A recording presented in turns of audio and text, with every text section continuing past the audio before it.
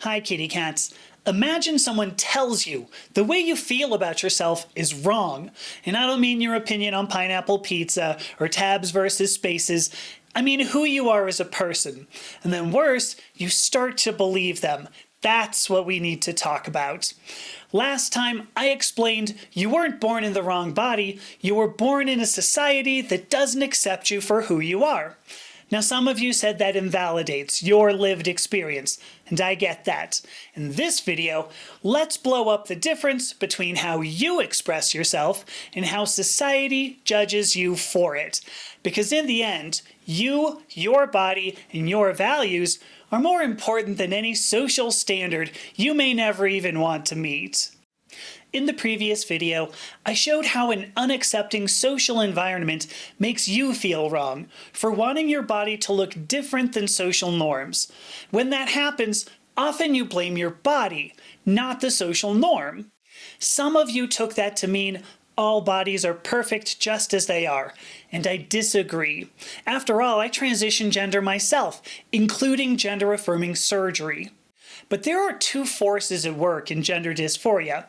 There are the values we hold inside, how we know we want to present ourselves to the world, and then there is judgment in the form of social norms, whether or not we should want to present ourselves to the world the way we do. Unfortunately, as gender diverse people, we get hit twice.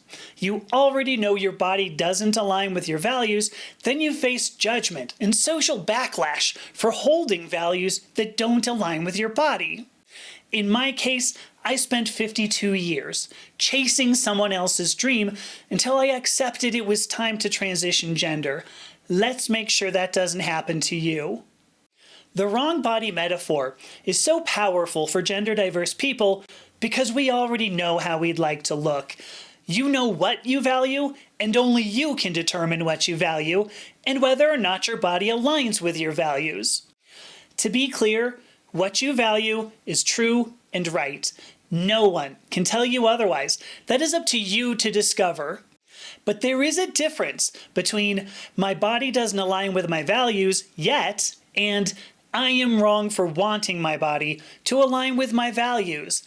That is the conflict between who you are and what society wants you to be.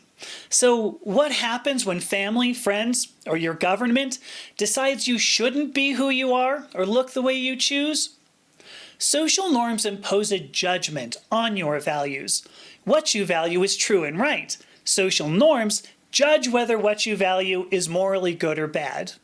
For example, as a transgender woman, I value femininity, but some people in the United States, including many in my government, tell me a person assigned male at birth should not value femininity. Now, society often tells us we're wrong. You don't even have to be gender diverse to face moral disapproval. Maybe you're gay, maybe you're neurodiverse, maybe you're pagan or artistic, or just don't want the same things your parents do. If you're just a little different, you have to face the question, what are you supposed to trust? Your values or society's judgment? Seriously, think about that for a second. Are other people's values more important than yours? If you allow society's judgment to override your values, you accept that you are to blame. Then your body must be wrong, you as a person must be bad, and you're stuck in a never-ending cycle of making what someone else wants your life's focus. When we take on moral judgment, we impose a self-stigma, and that makes things worse. Decades of research show living with stigma rots your life and your happiness. You have to find a way to escape the cage other people want you to live in.